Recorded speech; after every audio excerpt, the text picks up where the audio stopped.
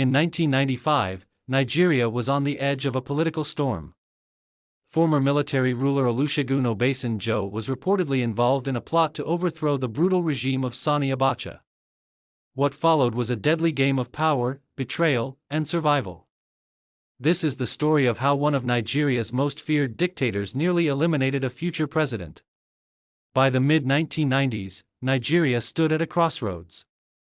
General Sani Abacha had tightened his grip on the nation, ruling with an iron fist.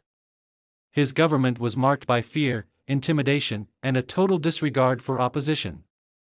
The military regime tolerated no dissent, and anyone who dared to speak against him was silenced, either through imprisonment, exile, or worse. In 1995, a dramatic twist shook the nation. Abacha announced that a coup plot had been uncovered, an alleged conspiracy involving both civilians and top military officers.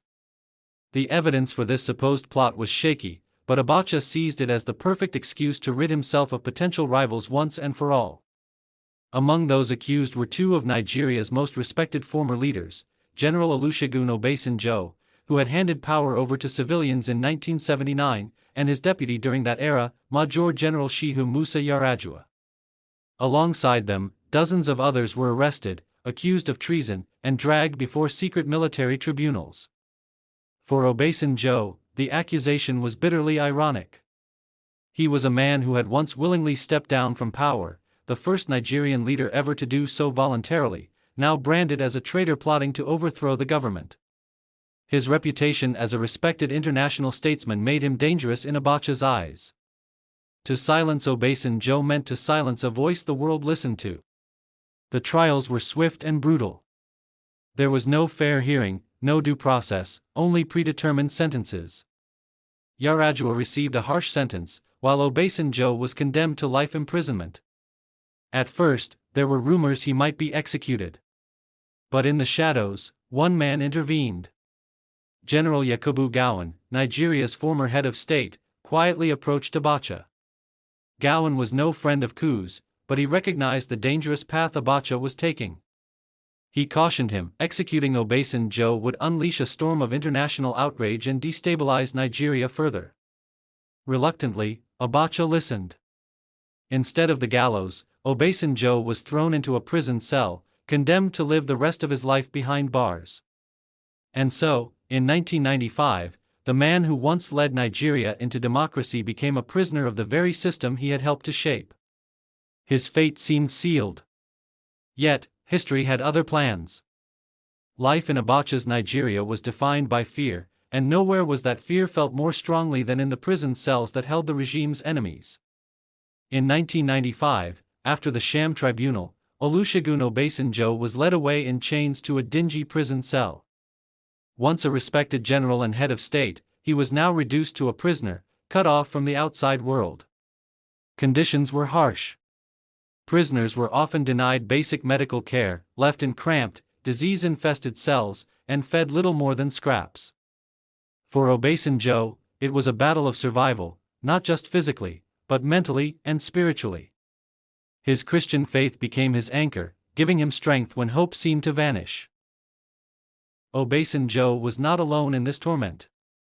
His former deputy, Major General Shehu Musa Yar'Adua, also found himself behind bars. Yar'Adua, a man of sharp intellect and deep political influence, was seen by Abacha as a threat even greater than Obasanjo. Where Obasanjo had international recognition, Yar'Adua had grassroots support and networks across Nigeria. But unlike Obasanjo, Yar'Adua would not survive the ordeal. In 1997, under suspicious circumstances, Yar'Adua fell gravely ill while in prison. Many believed he had been poisoned on Abacha's orders, though the regime insisted it was a natural illness. His death shook the nation.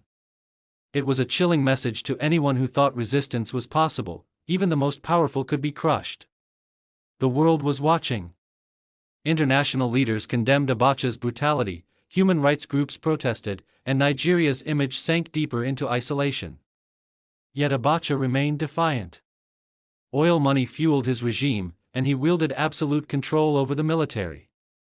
In the midst of this storm, General Yakubu Gowon once again played a quiet role. Gowon, Nigeria's civil war leader turned statesman, had long distanced himself from politics. But his influence carried weight in both military and diplomatic circles. Privately, he pleaded with Abacha to spare Obasanjo's life, warning that another death would trigger outrage not just abroad, but within Nigeria's fragile military ranks. Gowon's intervention, subtle yet effective, ensured that Obasanjo was spared the same fate as Yar'Adua.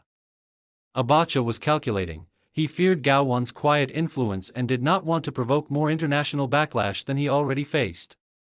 Still, for Obasanjo, the years dragged on. Behind bars, he became a symbol of resistance. He wrote, reflected, and prepared himself for an uncertain future. Few could have imagined that the man wasting away in prison would one day return, not just to freedom, but to power. And so, as Yar'Adua's death marked the darkest point of Abacha's regime, Obasanjo's imprisonment carried a different meaning. It was a waiting game, a silent battle of endurance between a brutal dictator and a prisoner of conscience. Unbeknownst to both men, destiny was preparing a dramatic twist that neither Abacha nor Obasanjo could foresee. By 1998, Sani Abacha stood as one of the most feared men in Africa. His grip on Nigeria was ironclad, the press was gagged, opposition silenced, and prisons filled with voices of dissent. But as history often shows, power built on fear is brittle. Abacha was preparing the boldest move of his life, transforming from military dictator to civilian president. The plan was simple. Nigeria's 5 political parties, mocked as the 5 fingers of Abacha's hand, had all endorsed him as their sole candidate. It was a coronation disguised as an election. Yet, behind the curtains, enemies lurked. The military was restless, the people were angry, and international sanctions were biting harder than ever. Abacha's paranoia grew. He trusted fewer people, surrounded himself with only his tight inner circle, and ruled through secrecy and brutality. Then came the twist no one could have scripted. On June 8, 1998, Abacha died suddenly in Abuja under mysterious circumstances. Officially, it was said to be a heart attack. Rumors, however, spread like wildfire. Some whispered of poisoning, others of foul play within his circle. Whatever the truth, the strongman was gone. Nigeria erupted in shock. For years, Abacha had seemed untouchable, larger than life. His sudden death left a power vacuum that could have plunged the nation into chaos. But fate had other plans. General Abdulsalami Abubakar, the chief of defense staff, swiftly assumed leadership. Unlike Abacha, Abubakar had little appetite for tyranny. He understood Nigeria's broken image and the urgency to calm a restless nation. His first bold move was to begin the process of transition back to civilian rule. But one gesture, above all, shocked the world. He ordered the release of political prisoners, including Olusegun Obasanjo. When word reached Obasanjo's prison cell that Abacha was dead and freedom was near, he could scarcely believe it. After 3 years in darkness, isolation, and despair, he walked out a free man.